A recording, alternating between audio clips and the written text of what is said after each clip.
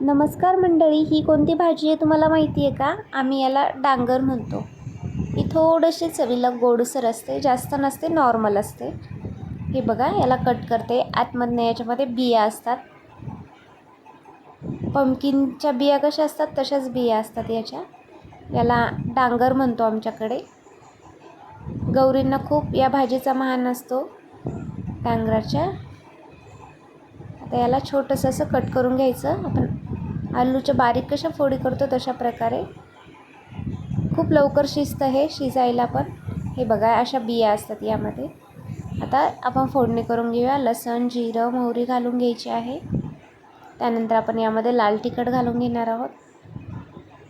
आपल्याला लागतं त्याप्रमाणे. कमी आवडत असेल तर कमी घालून घ्यायचं. आता हे डांगराच्या फोडी घालून घेऊया आणि याला परतून घ्यायचं आहे. हळद घातली आहे अर्धा चमचा. गरम मसाला, कांदा लसूण मसाला घातलेला आहे. हे वाफेवरच होतं, याच्यात पाणी टाकायची गरज नाही. कोथिंबीर घालून घेतलेली आहे. याला परतून घ्यायचं आहे. सियाने माझी रेसिपीला सबस्क्राईब नसेल केलं तर नक्की करा.